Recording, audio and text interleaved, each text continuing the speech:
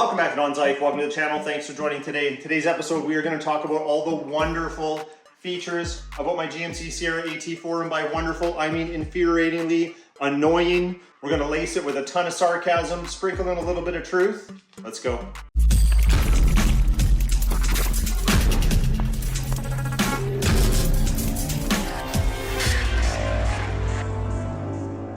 Ah yes, it's a beautiful day. The birds are singing. You get in your truck, you fire it up, you start backing down the driveway.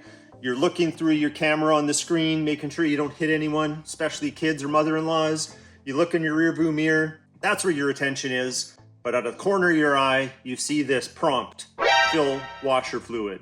It's low.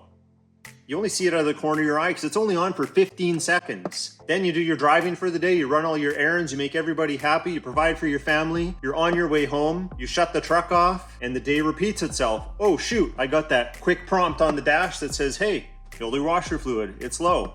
Can't we just go back to an icon on the dash like a check engine light that just sits there off to the side, not distracting you, so when you're driving around and you go to fill up with gas or you have to make a stop somewhere, you can then pick up some washer fluid and fill it. Otherwise, you only have that prompt when you turn the ignition on and then it goes away. Think they can do better.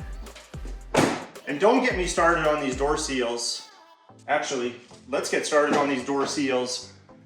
Did the engineers not test these things in a wind tunnel with the wind coming from the side? Because seriously,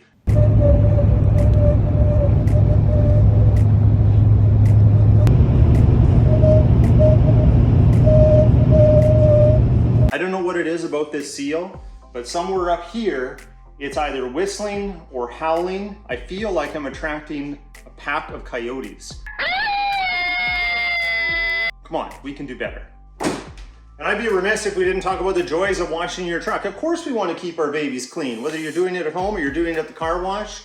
What you will find is that the sensors, if they have any moisture on them at all, even a couple water droplets, your park assist sensor is going to go off. It's going to vibrate your seat. Super annoying.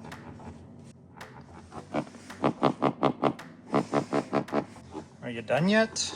Everything's clear, but there's a water droplet on the bumper. So we have to disable it, park assist off. And all you can do is disable it and then not have the feature anymore until your sensors are all dried up. Can't we engineer a better solution where maybe it mutes the warnings and you can still drive and you can still get muted warnings until they dry up? I think it's kind of silly that a couple water droplets have to disappear before you can use your park assist properly. Maybe they could just use the front and rear cameras as a bit of a check and balance to make sure that, is there an obstacle there or isn't there?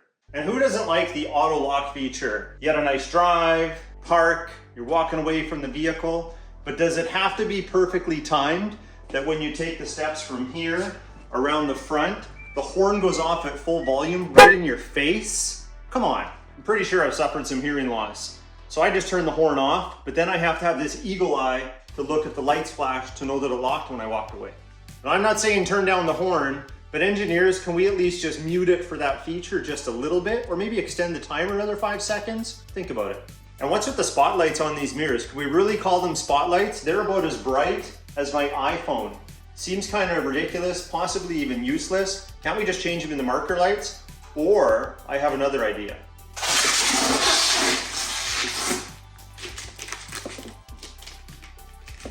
Now that's useful. And who needs a really good radio when you have 4 built-in white noise machines at no extra charge that come with the vehicle? That's right, we have the 4 tires, the Duratrax. They are super, super noisy.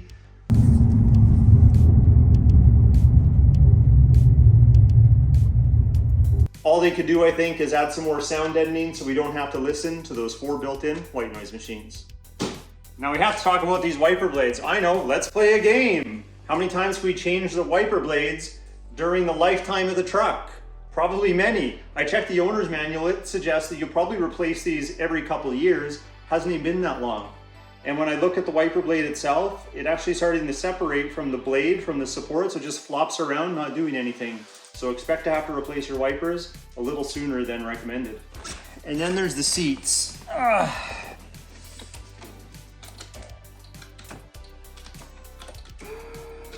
No, they're pretty stiff. I mean, our only saving grace is to really keep changing positions. So I don't know what you do, but at least we're getting a workout unless.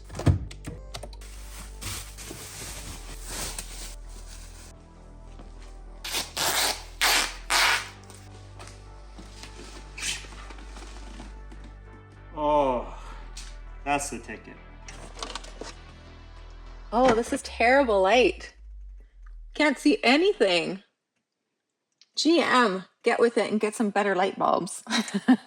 Of course, leave it to Mrs. Dawn's Life not to let us forget the sun visor courtesy lamps that really are only good enough to see if you brushed your teeth. Beyond that, they're pretty much useless. And the worst part is, you can't even change the bulbs. Well, I warned you, so if you thought that was a ridiculous video, well, it was intended to be.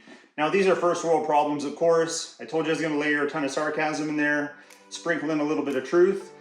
Those are some annoyances with this truck, but they're trivial. They really are. They're just those first world problems. But if you thought this was a fun little video and you like a little bit of humor and sarcasm, hit that like button. Please consider subscribing, and we'll talk to you next time.